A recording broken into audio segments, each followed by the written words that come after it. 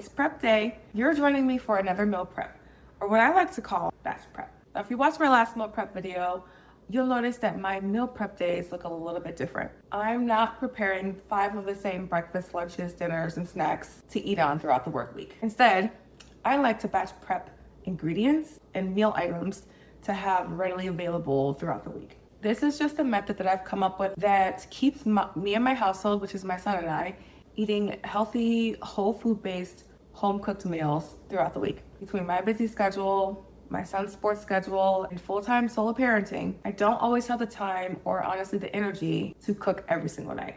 And when it comes to the traditional meal prep, I tend to get bored of having the same breakfast, lunch, and dinner, hence how this batch prep method was born. Today's meal prep will contain most of our staple items. Plus, I'm going to be working on a recipe that I found for high-protein, low-carb bagels. The nice thing about the recipe is that it can be modified to make flatbread, pizza crust, or even bread. So if you're looking for a whole food-based, high-protein, low-carb swap for your traditional bread, bagels, wraps, or you're just curious to see how this recipe turns out, well, me too. But stick around to the end and we'll find out together. As usual, my son helped me pick out our meal items for this week's prep. Here's what we're having. Our 2 meat options for the week are ground beef, and I'll be barbecuing some party wings. Our 2 to 3 veggies for the week: green beans. I'll be roasting some Brussels sprouts or baking some Brussels sprouts from frozen, and we'll be having some sweet potatoes, boiled sweet potatoes. Our 2 fruits of the week will be frozen blueberries as usual and apples. Our dairy products, which are currently chilling in the fridge, will include boiled eggs, cheese wheels, cottage cheese, and Greek yogurt. Our pantry items for the week are black beans and garbanzo beans. And then we have, of course, good old quinoa.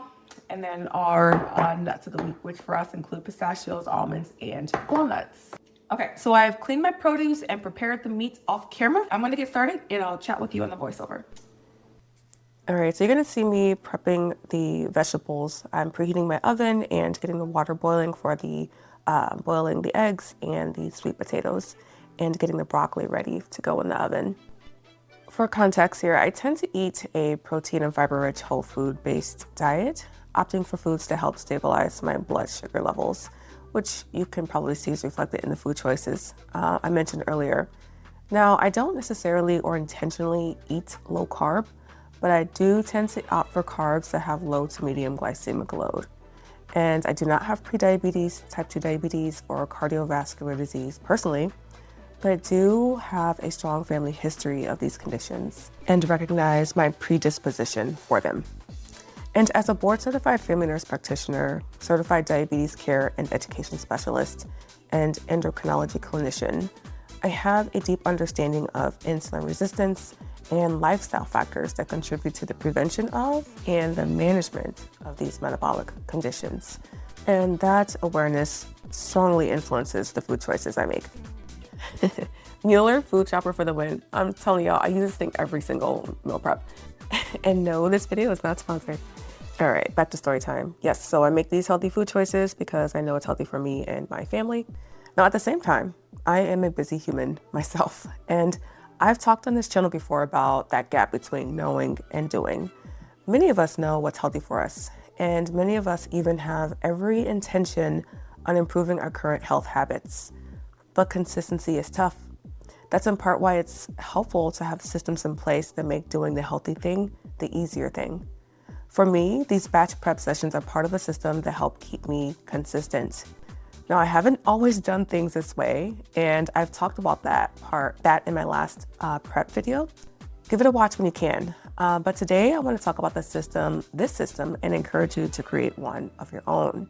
Taking these several hours on my weekend is more than worth the sacrifice of the time now.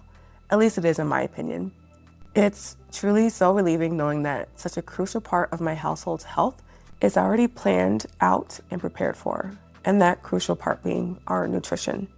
All right, let me catch us up on what's happening in the meal prep. Right now, the sweet potatoes and the eggs are boiling, and I am preparing the ground beef. I have the onions and bell peppers sauteing, and I think at this point I'm adding the actual meat. The grilled chicken Our barbecue chicken party wings have been done. Those are what's cooling to the right of me. And the broccoli is cooking. Now, please hear me. I know this process may seem tedious for many of you watching this. And I know it can seem like it's a lot, like it takes up too much time. Again, for me, it's worth it. The alternative for me is cooking each night because I know the value of home cooked meals and a primarily whole food diet is important to me. So I value home cooked. I also know that I just don't have the time or the energy for that, at least not every night. So I rely on this system. I know I'd continue to struggle to stay consistent with my nutrition without it. Now, I'm not saying I get this system perfect. One, systems fail too. Sometimes there are just issues with the system itself, and I just have to work through those. What I do know is what things were like without my system, what things are like with my system, and what things are like when I don't use my system. In fact, the latter happened just last week. And also I know I just said system a lot. Anyway, the weekend prior to this one, we took a big family trip to Vancouver. And it was so nice spending time with family, watching all the kids play together, and just enjoying the city. I really did enjoy it. But getting back home, I got back home late on a Sunday, which for me meant that my meal prep went undone that weekend. And the first part of my week went fine. I was cooking one-off meals each night, and I had the usual groceries in the house, our staple items, which were similar to the food items I just mentioned were going to be in part of this week's meal prep. Speaking of meal prep, let me catch us up. The ground beef, eggs, and sweet potatoes are done. I'm about to start the green beans, black beans, and garbanzo beans. So yeah, I had the whole food, protein and fiber-rich meal options in the house. Yeah, check on that aspect of the system being done. The issue came in with my time. My busy work schedule, long commutes, and my son's sports schedule caught up with me towards the end of the week. By Thursday, after a long day at work, followed by a long commute, and going directly to my son's practice. Okay, gotta pause from story time for a minute. Right here, I'm starting the recipe for those cottage cheese bagels I talked about. I blend the cottage cheese. I usually blend for at least a minute until those curds are all blended into a smooth consistency. This recipe calls for 1 cup of cottage cheese, 2 cups of almond flour, 2 teaspoons of baking powder, and 1 egg, all mixed in. Then you form the dough into bagel shapes, which you'll see me do here in a moment. And you can also use a second egg as an egg wash to brush onto the top of the bagels to give it that golden brown finish. I forgot to do that this time around. All right, resuming story time. Afterwards, he got into the car immediately after practice, and the first thing out of his mouth was, "I'm so hungry." And at the same time, honestly, I was thinking, yeah, me too, kid. Now, usually my response is, okay, we'll be home soon, knowing that there's already meals and food items prepped that just need to be warmed up. It's simple, it's easy, and it's quick. But on that Thursday, I was immediately reminded of why these meal preps are so needed. Up until this point of the week, I was just doing one-off cooking, meaning I was just cooking enough for that night versus cooking extra leftovers, which is another time-saving practice I tend to lean on.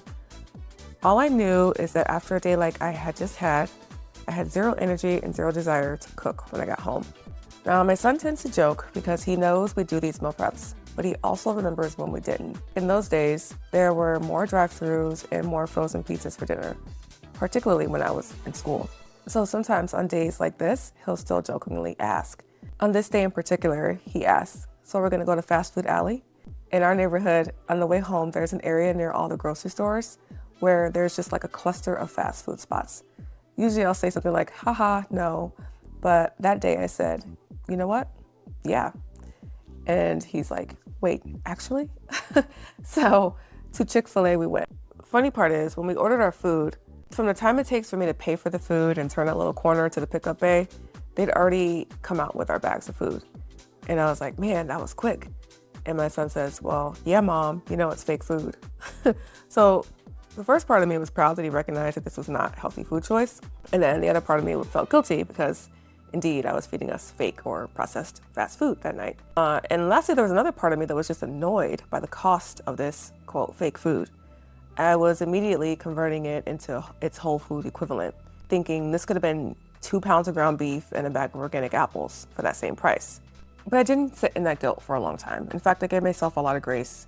I was thankful to God for the moment for giving me that lesson, that reminder of why this batch prep is so important, and how it helps me store me and my son's health well.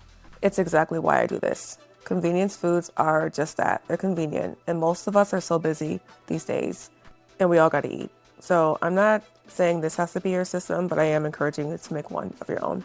And this is what I have after this week's batch prep session. Protein and fiber-rich food items that can all be mixed and matched throughout the week for breakfast, lunches, and dinners, all home-cooked, whole food-based.